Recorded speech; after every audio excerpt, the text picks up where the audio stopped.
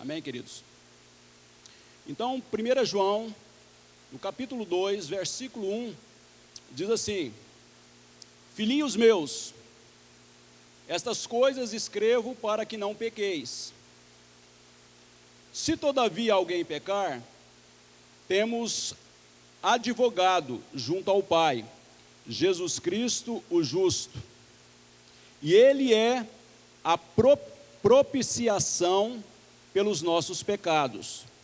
E não somente pelos nossos próprios, mas ainda pelos do mundo inteiro. Amém? Senhor, nós estamos expostos nesta noite ao conselho da Tua palavra. Que aquilo que o Senhor tem para nos ensinar nesta noite, que o Senhor tenha liberdade para falar conosco. Usa de misericórdia, usa de graça, usa, Senhor, nesta noite do seu poder, para nos instruir de uma forma muito preciosa. Assim a gente se coloca na sua presença, certos de que tudo é teu, tudo te pertence, nada é nosso, tudo é do Senhor. Certos, Deus, que o Senhor é o soberano, o eterno, o que tem prazer em trazer para nós, Senhor, todo o entendimento e toda a compreensão das coisas que já foram e das coisas que serão. Por isso, nesta noite, nós assim nos colocamos como pequeninos diante da sua imagem grandiosa, Pai, que está no nosso meio nesta noite, para o louvor e glória do nosso Senhor Jesus Cristo. Amém e amém, Senhor. Amém, queridos? Então, João, esse João é o mesmo João que esteve, na verdade, escrevendo o Evangelho de João, ok?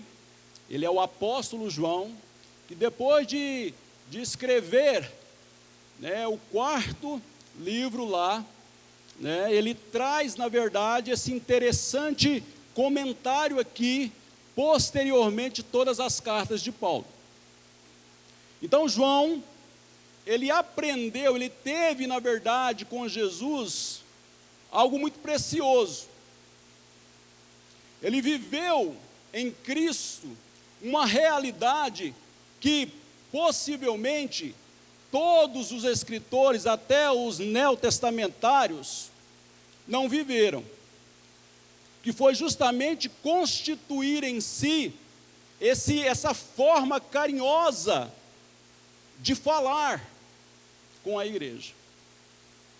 E é interessante a gente perceber como João começa a falar dentro do capítulo 2 com os seus irmãos. João aqui não está escrevendo para pessoas injustas. João aqui não está escrevendo para pessoas que eram desconhecedoras das realidades de Deus. João aqui está escrevendo para homens e mulheres que já tinham essa relação com esse Deus. E porque eles tinham essa relação com Deus, João, na verdade, traz essa identidade maravilhosa para esse momento. E João vem e fala: filhinhos, né? Filhinhos. E é interessante quando a gente entende a proposta de João em dizer filhinhos. Porque mais na frente, João dá a entender quem é o pai desses filhos. João não está dizendo aqui que ele é o pai deles. Amém, queridos? Porque o pai deles é justamente Deus, o Pai, o qual na frente diz que o advogado, que é Jesus Cristo, vai levá-los ao Pai. Então João não traz essa identidade de ser pai de alguém. João formula para eles que há somente um pai, que é Deus. Amém? E a gente precisa entender isso bem, porque senão dá a impressão de que João é pai. E João não é pai deles. João, na verdade, entra no mesmo contexto que nós estamos vivendo, de irmãos. Porque no reino de Deus só há irmãos, amém, queridos? Um pai e os outros todos irmãos.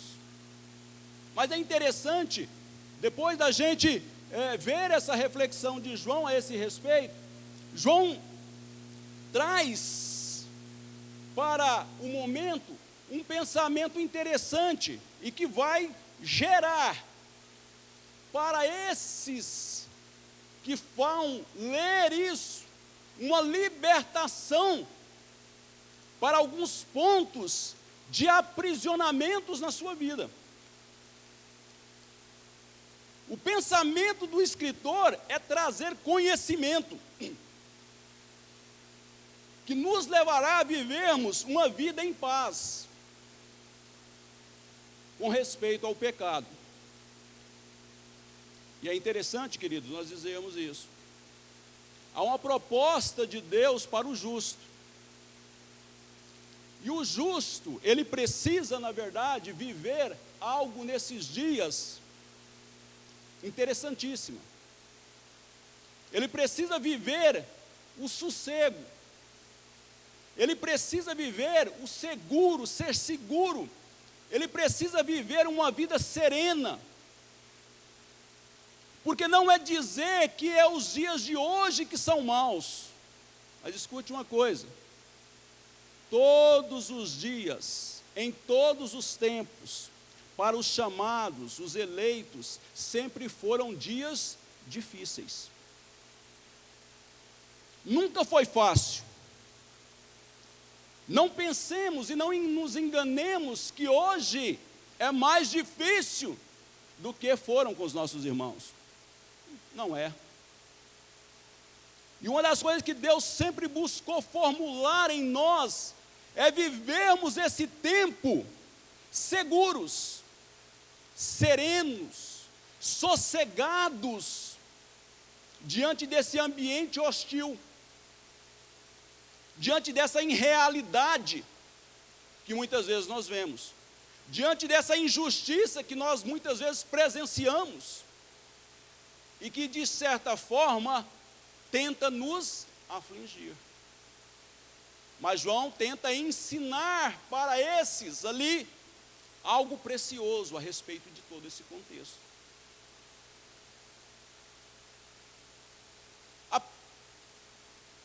A problemática do pecado sempre foi algo que esteve pairando sobre os ares que envolveram a igreja. Essa questão do pecado, ela sempre foi algo que esteve pairando sobre nós. E é interessante que as escrituras, elas sempre nos ensinam e nos levam para um caminho interessante. Que a gente muitas vezes sofre ou erra por desconhecer toda a verdade, ou a verdade absoluta. Para que a gente não viva nesses dias sobre o sofisma do engano, que paira sobre toda a igreja. Não é que ela está na igreja, é que ela paira. Por isso que há necessidade da gente ter conhecimento dessas coisas. Amém, queridos? E é interessante que isso, nesses dias, ao andar, ao viver essa comunhão uns com os outros, a gente vê essa falta de sossego de homens e mulheres por causa do pecado. Essa falta de segurança por causa do pecado.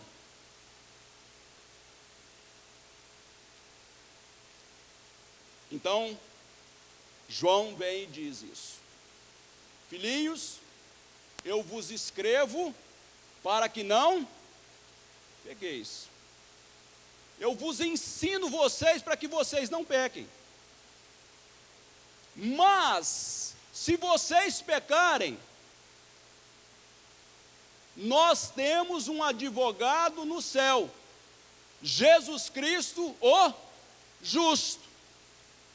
Ele é a propiciação dos nossos pecados. E aí ele diz, e muito mais, não só dos nossos, mas do mundo inteiro. Amém, queridos? Não é só dos nossos. A gente, na verdade, muitas vezes, vive uma vida de eletização diante com Deus. Não! A obra maravilhosa de Cristo alcança o mundo inteiro. O novo chega nesses dias, e quando eu falo novo, foi desde que Cristo assumiu essa posição de sumo sacerdote, para mostrar nesse tempo vindouro que não há uma eletização aqui. Não há. Porque muitas vezes a gente pensa que nós somos as pessoas, na verdade, eletizadas para Deus. Não, queridos, não é isso. Israel, na verdade, viveu isso. Mas nós não. Nós sabemos que o Evangelho é para todos. Amém, queridos? O sacrifício de Cristo alcança o mundo inteiro. E não somente um grupo de pessoas elitizadas. E João vem e põe isso, na verdade, no conhecimento daquelas pessoas. E é interessante quando ele fala dessa forma com aqueles irmãos. Deixa eu te falar uma coisa para você.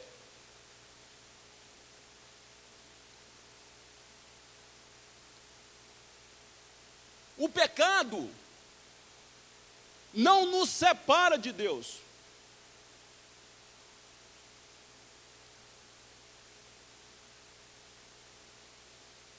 O pecado não nos separa de Deus, irmãos. É interessante quando nós temos consciência dessa realidade. O pecado nos distancia de Deus, mas separar a gente de Deus, Ele não separa. E a gente precisa entender o que quer dizer essas duas coisas: separação e distanciamento. Porque senão, muitas vezes, a gente não entende essa grandeza de Deus. Eu não estou dizendo aqui que Deus se compraz que a gente viva no pecado, não é isso. Mas João está falando, olha, vocês não devem pecar, mas se pecar, vocês têm um advogado no céu. Escute uma coisa. O pecado nos distancia de Deus. Entenda isso. Não é que Deus distancia de nós. Somos nós que distanciamos de Deus. Deus, na verdade, continua da mesma forma. Deus não muda por circunstâncias. Deus não age sobre esta influência daquilo que eu faço ou daquilo que eu deixo de fazer.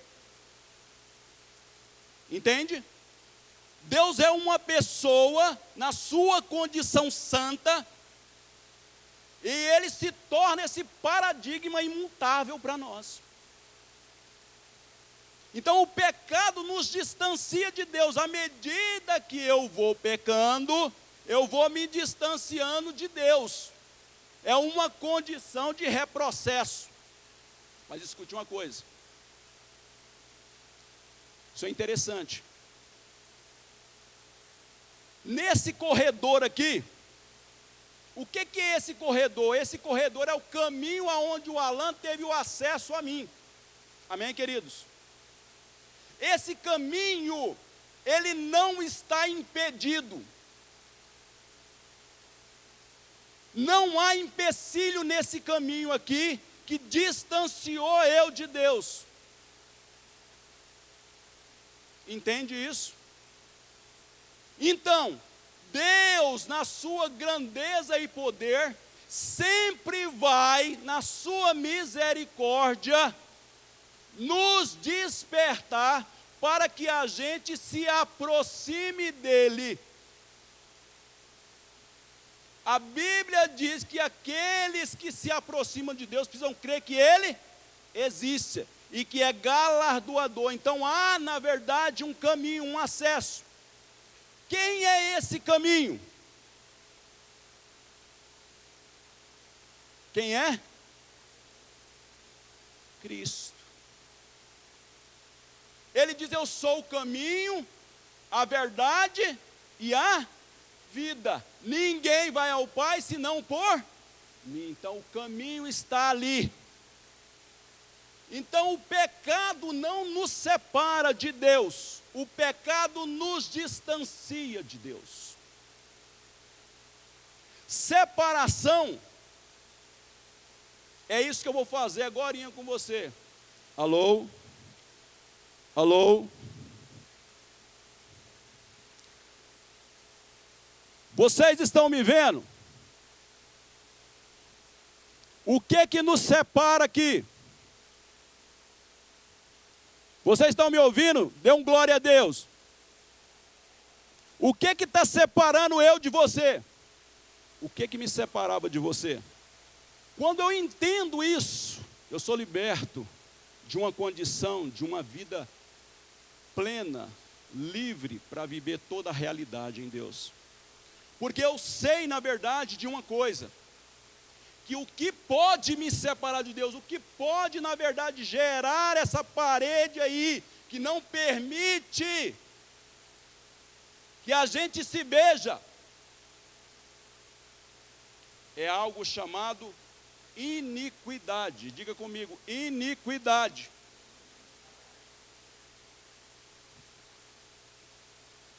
E é interessante, eu quero ler com você Isaías, capítulo 59, verso 2. Isaías, capítulo 59, verso 2. Verso 2.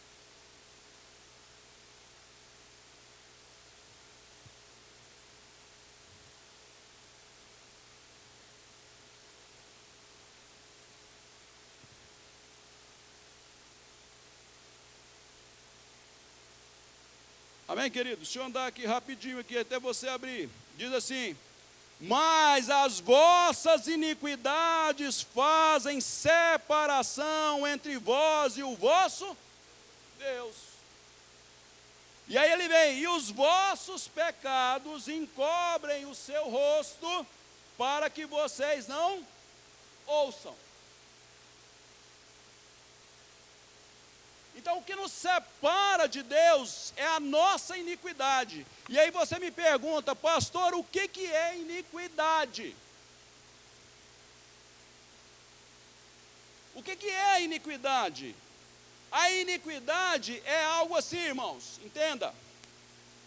É achar-se suficientemente bom a ponto de querer ter direitos. O que, na verdade, desgraçou a vida de Satanás não foi nada mais do que a iniquidade. A Bíblia diz que ia tudo bem, mas foi encontrado nele a iniquidade. Encontrou no interior de Satanás a iniquidade. Ele olhou para a sua condição de grandeza, de acertos, porque Satanás era perfeito em tudo, fazia tudo certinho, dominava todo o contexto de música, e de repente, chega nele a presunção de querer ser igual a Deus.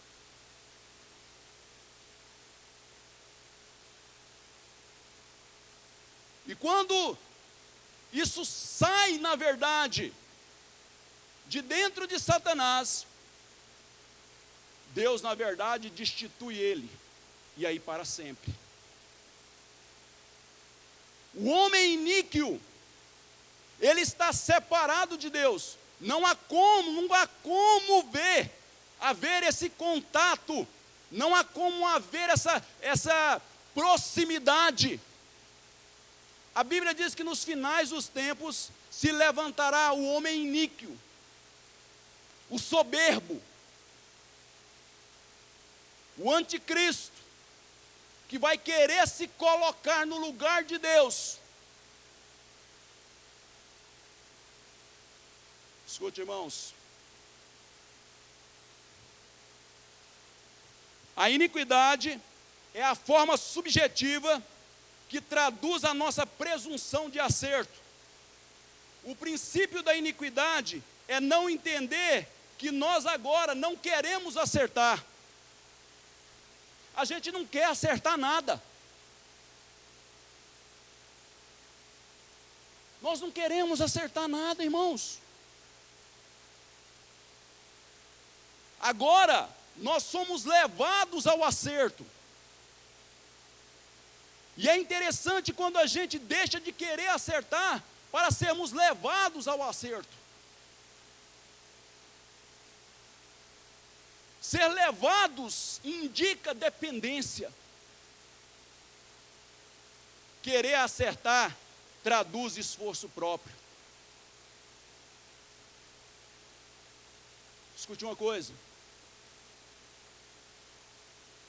Quando a gente não entende que aquilo que começa no homem nunca vai terminar em Deus,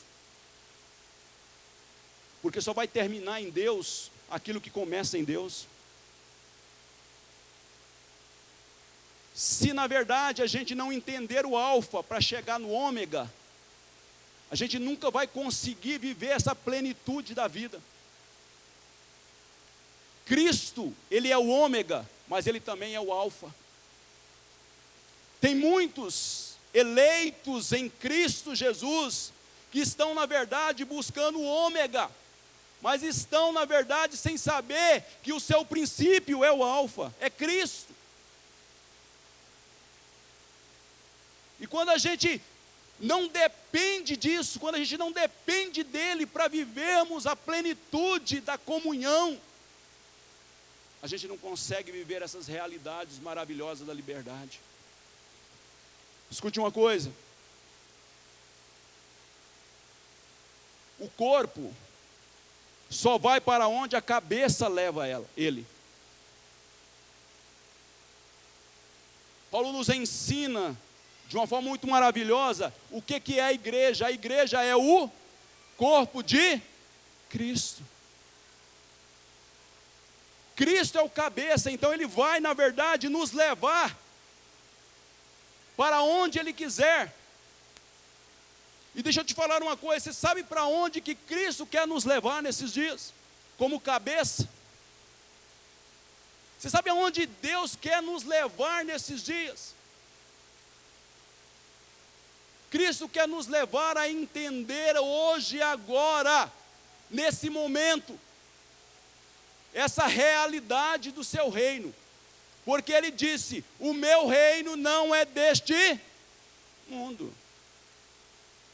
Então nós, na verdade, somos chamados como corpo a vivermos o reino de Deus entre nós.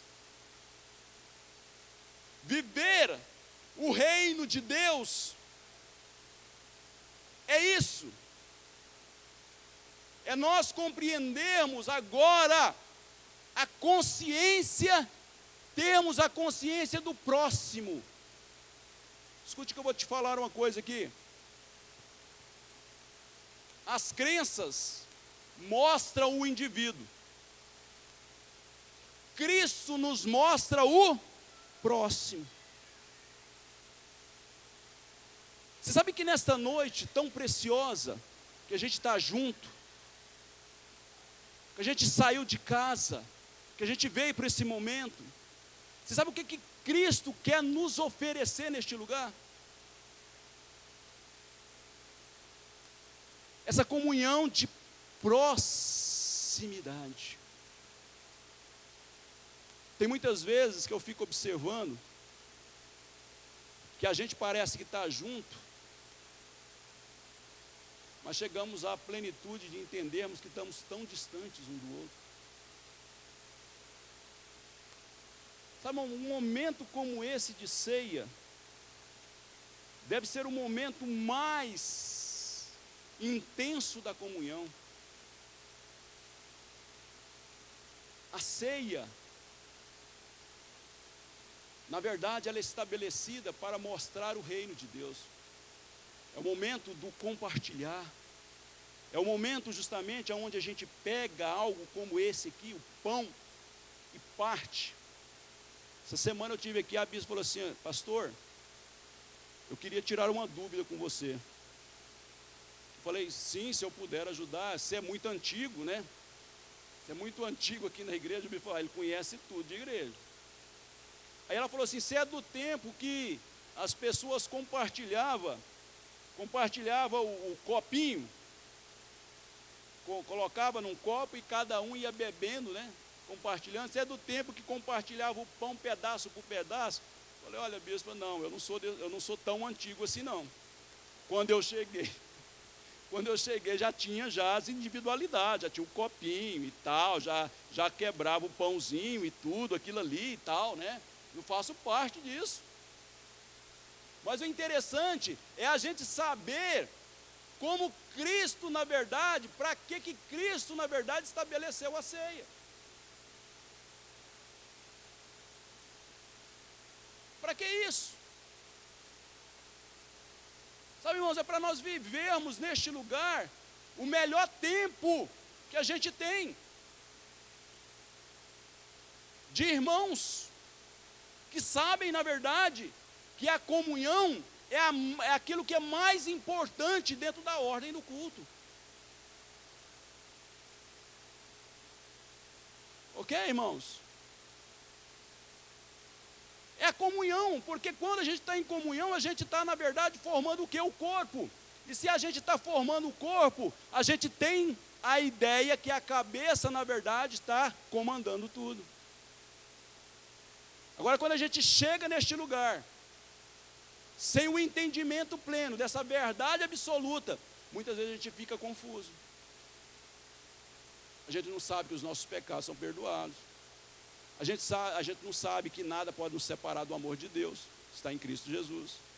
E muitas vezes a gente chega para um momento de ceiar com a nossa consciência pesada.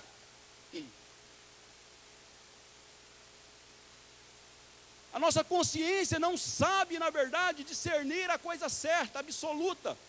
Os nossos pecados já foram perdoados, irmãos. Nada mais simples do que isso. Nada mais pleno do que isso. Nada mais absoluto do que isso.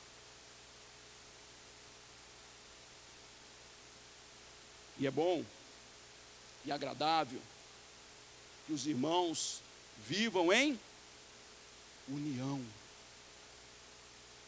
na oração, no compartilhar do pão, na comunhão. É interessante quando a gente está aqui na ceia, sempre o bispo fala: irmãos, vamos nos, abraçarmos, vamos, na verdade, nos unirmos aí. Sabe, irmãos, esse momento deveria ser o momento mais assim solene da ordem do culto, aonde eu deixava o meu ambiente de conforto e ia justamente para o lugar dos desconhecidos. Quem sabe nesta noite você vai deixar essas pessoas que estão do seu lado e vai lá no fundo cumprimentar um teu irmão, um irmão teu que quer ter comunhão contigo, que você nunca abraçou ele, você nunca pegou na mão dele, você não sabe o nome dele. Amém, queridos? Quem sabe nesta noite Deus nos desperta para vivermos essa realidade de vida plena neste lugar. Quem sabe nesta noite, a hora que o momento em que for distribuída a ceia, você está com uma consciência plena: olha, o caminho está aberto, pronto, acabou. Eu não preciso deixar de ceiar. Eu não preciso deixar de ceiar, porque na verdade eu tenho um advogado no céu. Jesus Cristo vai me, na verdade, levar ao Pai e pronto, finalizou o processo. Está tudo resolvido.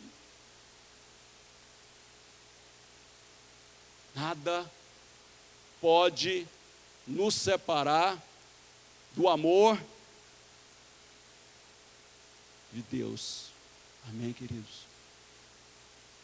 Que nesta noite a gente possa se envolver, que nesta noite a gente possa viver essa realidade, que nesta noite o Senhor possa nos marcar nesta noite, com uma manifestação em nós de uma completa alegria, que nesta noite Deus possa, neste lugar, trazer sossego para nós, trazer paz em nós, que nesta noite Deus possa trazer este lugar de segurança para a gente, que a gente possa viver a plenitude da serenidade nesses dias,